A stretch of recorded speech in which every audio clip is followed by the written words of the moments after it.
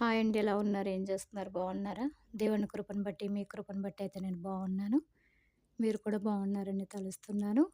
ఈరోజు మరి ఇది ఒక జీవితంలో నేను చెప్పడం జరుగుతుందండి. ఎందుకంటే మన బిడ్డల గురించే నేను చెప్తున్నాను. ఎందుకంటే ఈరోజు తల్లిదండ్రులు ఉన్నవారికి మంచి బిడ్డలు దొరకట్లేదు. తల్లిదండ్రులు లేని బిడ్డలు అమ్మా, నాన్న కావాలని వారు ప్రేమను కోరుకున్న వారికి అమ్మా, నాన్న దొరుకుతలేదు. మరి ఈరోజు ఏ రీతిగా ఉంది అంటే, చాలా తారుమారుగా జీవితాలున్నాయి. ఏ రోజు మనం తల్లిదండ్రులమై మన బిడ్డలకు ఆలన పాలన మనం చూస్తున్నాం.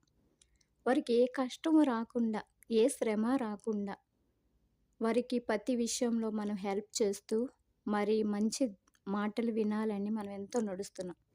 కానీ మన బిడ్డలు ఏం చేస్తున్నారంటే, తల్లి మాటకు ఆన్సర్ లేదిక్కడ.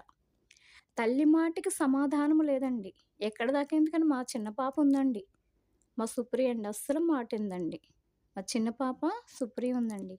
అస్సలు మాటిందండి. ఎక్కితిక్కలదండి. చాలా ఎక్కితిక్కలుగా నడుస్తదండి. అమ్మనే విధానం ఉండదండి. ఫ్రెండ్స్‌కి విలువిస్తది. స్నేహితులకి విలువిస్తది. బయటోళ్ళకి ఎక్కువ విలువిస్తదండి. సొంత వారికి ఇలువివ్వదండి మా పాప. సొంత వారికి విలువివ్వదండి. కన్న తల్లిదండ్రులకి విలువివ్వదు. ఈ రోజునాడు నవమాసాలు మోసి, కని, వారిని పెంచి, వారిని పెద్ద చేసి, వారికి మంచి భవిష్యత్తు ఇస్తే, మా పాప ఎలా ఉందో తెలుసండి? చెడు సావాసాలు పట్టేస్తుందండి. ఎక్కువగాను సావాసాల్లో చెడిపోతుందండి మధ్యలో. మాటకి మాట ఎదిరిచ్చేస్తుందండి. మాటకి మాట సమాధానం చెప్పేస్తుందండి. పెద్దవాళ్ళు ఏదైనా చెప్తున్నారనుకో, వారికి తల వంచుతలేదండి. గరనాగా సమాధానం చెప్తుంది.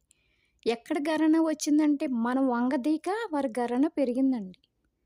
మనం వంగదీయలేదు వారిని. ఎందుకు వంగదీయలేదంటే, మనం ఎలాగా చిన్నప్పుడు గారంగా మన తల్లిదండ్రులు మనం గారంగా పెట్టలేదు.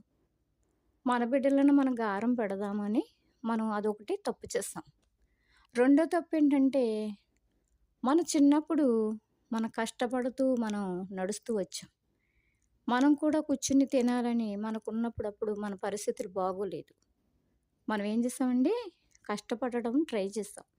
కానీ మనం ఏమనుకున్నాం, మన కష్టం మన బిడ్డలకు రాకూడదని మనం కష్టపడుతూ వారికి సుఖం ఇచ్చాం. మనం రెండో తప్పు చేస్తామండి అక్కడ. తర్వాత మనకి చదువు లేదు. మన జ్ఞానం లేదు. మనకి తెలివితేటలు లేదు. మన బిడ్డలన్నా చదువుకుంటారు. వారన్నా మంచి ప్రదేశంలో ఉంటారు.